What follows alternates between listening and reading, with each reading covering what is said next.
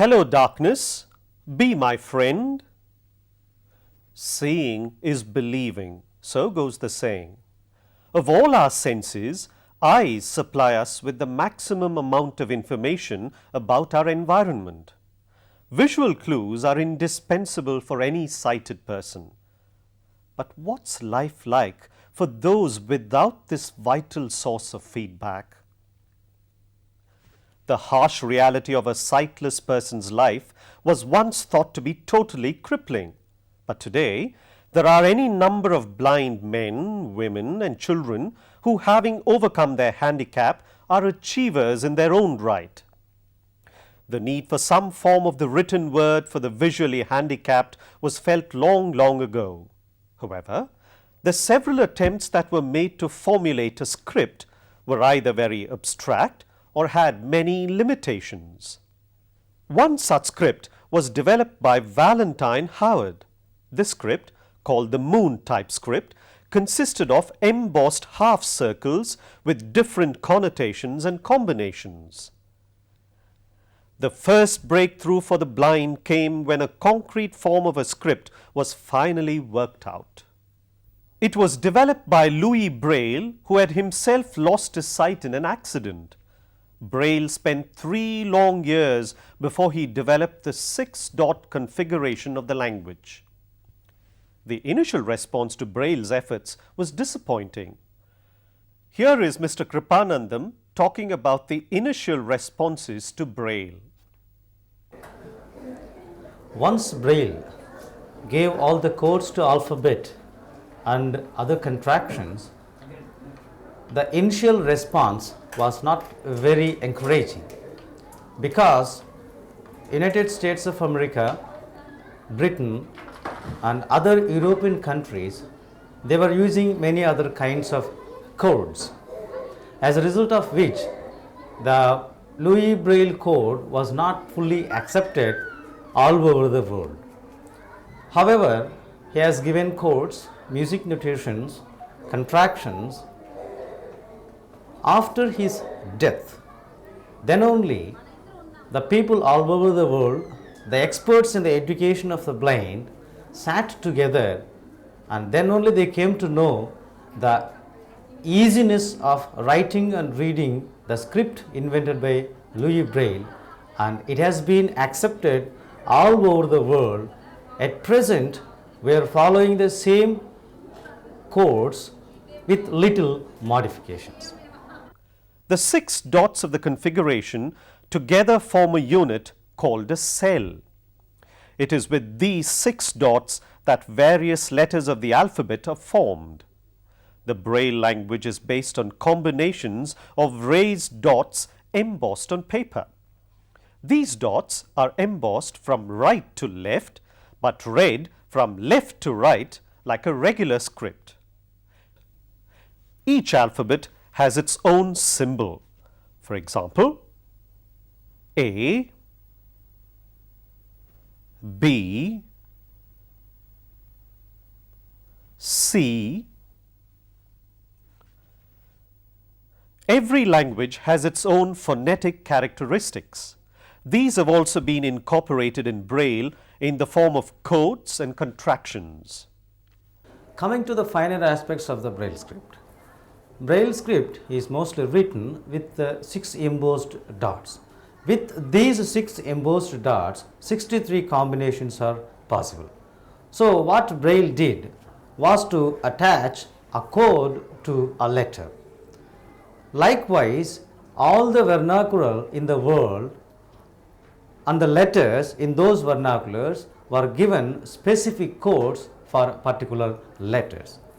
At the same time, when it comes to English language, we will be using many prefixes, suffixes and lot of punctuations, as a result of which Braille has taken all the suffixes, prefixes into consideration, and instead of writing those all the letters, he has given a code to each suffix and prefix. For example, if we want to write CH, we need not write C and H separately, but what we have to do is we have to punch the dot 1 and punch the dot 6. that makes CH. It is a prefix. At the same time, if we want to write ED, it's a suffix, what we have to do is, we have to punch the dots 1, 2 and 4, 6. Likewise, SH, GH, ED, ER, ING, able, many contracted letters and words are put into this Braille script. Coming to the punctuations, because punctuations are an important aspect of the language, Braille has facilitated the punctuations into the codes. For example, suppose if you want to write bracket, what we have to do is, we have to write 2, 3, 5, 6. If we want to write, close the quotations, we have to use the dots 3, 5, 6. The Devanagari script has many orthographical variations.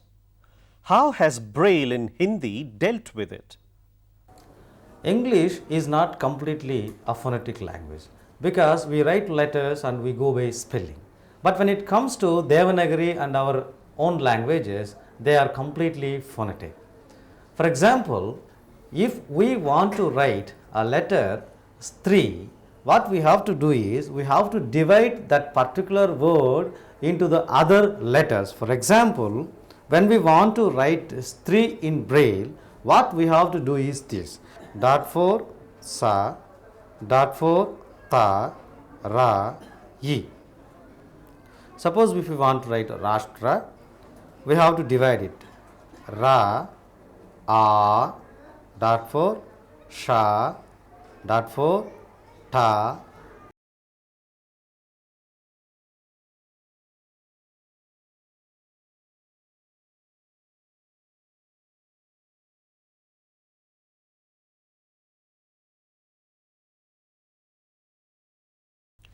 As you can see from these tiny dots, it requires a great deal of finger dexterity to distinguish the dot patterns. It is for this reason that before being exposed to Braille, a child is made to go through a specially designed syllabus to develop reading readiness in him or her. During this course, the child is helped to exercise the finger muscles, increase the sensitivity of the fingertips, and develop finger manipulation. It could take anywhere between 4 and 6 months for a child to be fully prepared to learn Braille. The tools used in Braille are a Braillet board, an interpoint slate, a stylus to punch with, a Brailler, which is a special typewriter, and of course a special paper that is thick so that embossing can be done easily.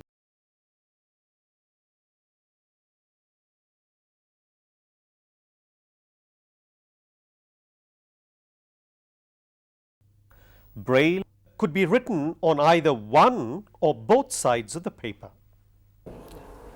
When we come to writing both sides of the paper, there are two systems in writing. One is interline and the second is interpoint. When we write on both sides of paper on interline system, the space between two lines of one side of the paper is used for punching dots from the other side. Whereas in interpoint, the space in between the dots are used on the reverse side of the paper to write Braille. To write interline, we will be using a slate like this.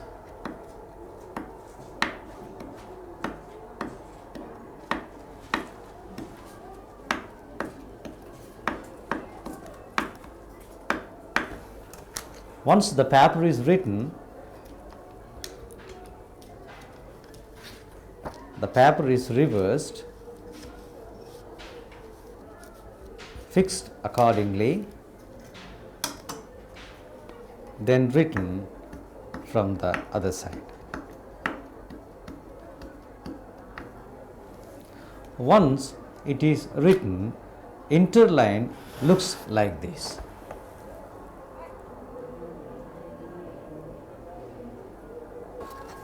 To write interpoint, this slate is used it is known as interpoint slate.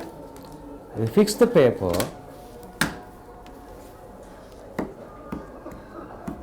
right from one side. Once it is written, reverse the paper, fix it accordingly and go on writing.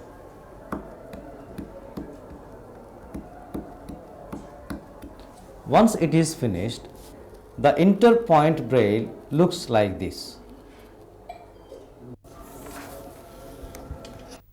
Though mainly a language, Braille has accommodated mathematics into itself too. Its length, breadth and height are 24 meters, 16 meters and 12 meters respectively.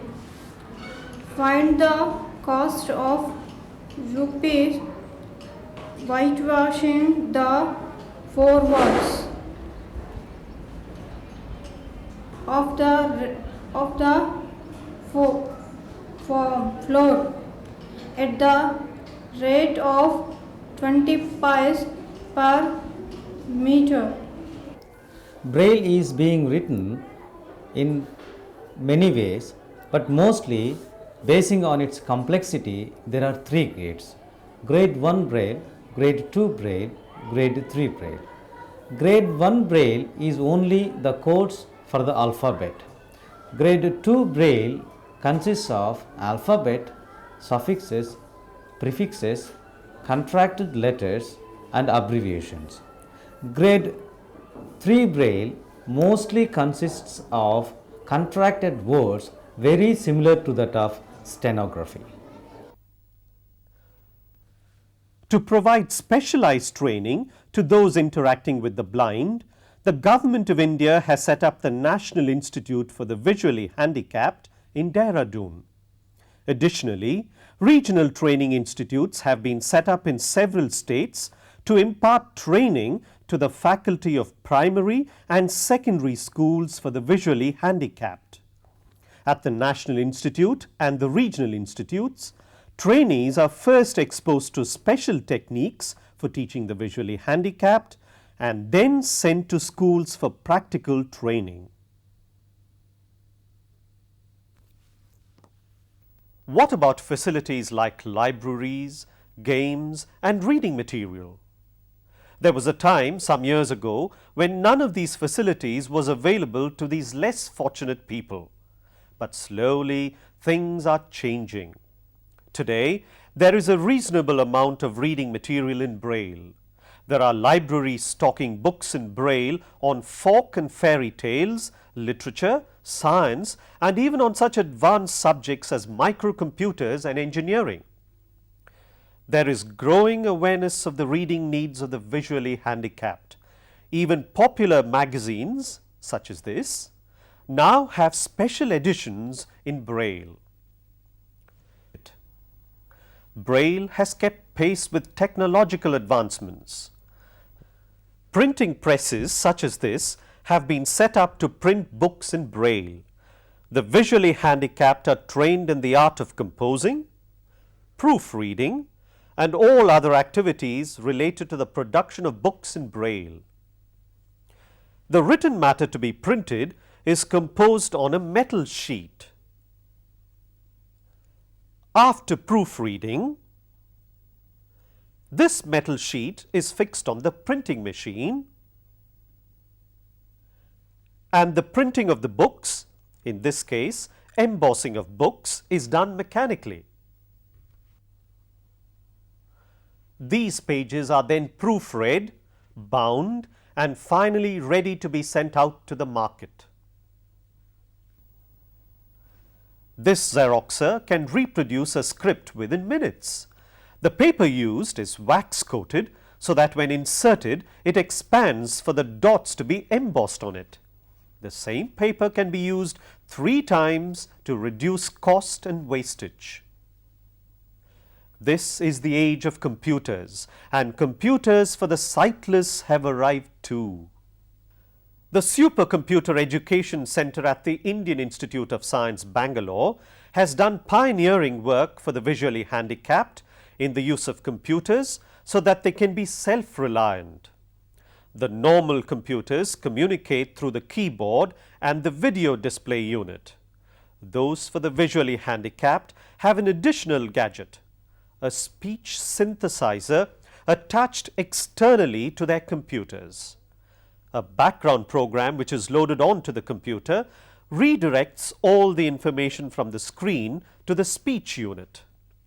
This gadget is of immense use to a blind person because he or she can use the computer by listening to the information which a sighted person normally reads from the screen.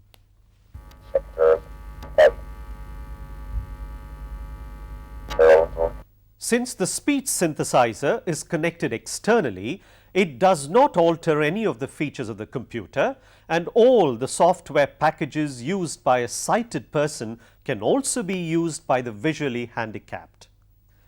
Another innovation in favor of the visually handicapped is the personal Braille embosser. This is an electromechanical system which embosses Braille characters on special paper.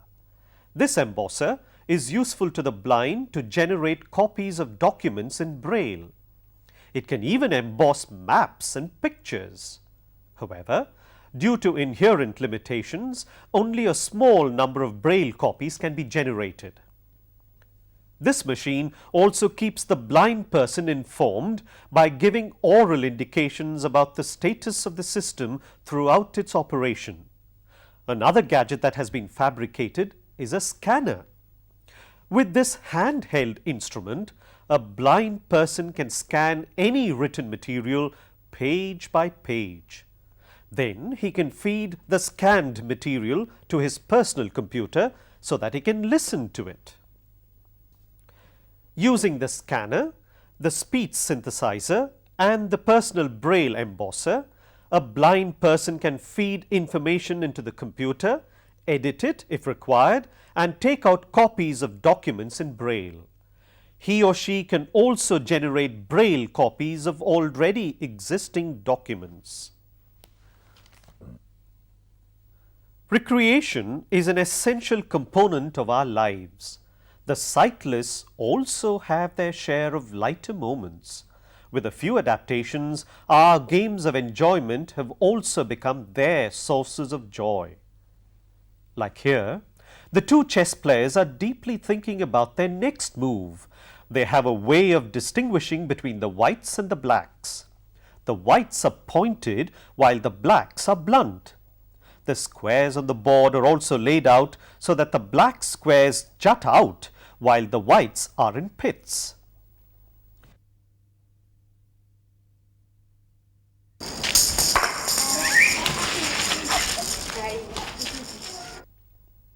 These young boys seem to be thoroughly enjoying their cricket.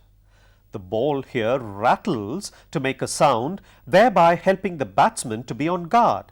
It alerts the fieldsman too. Okay.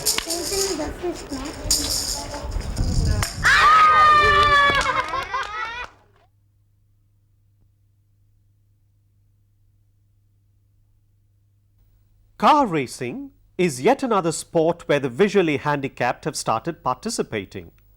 Here in this race, everything seems normal. But look carefully. The navigators in this race are all visually handicapped. This race has become an annual event in some cities now.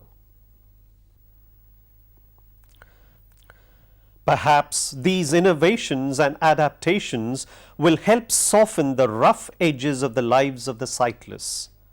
After all, every human being, even a child, craves for self-sufficiency. Except for their blindness, are the visually handicapped really any different from us? Their needs, their feelings, their joys, don't they match our own?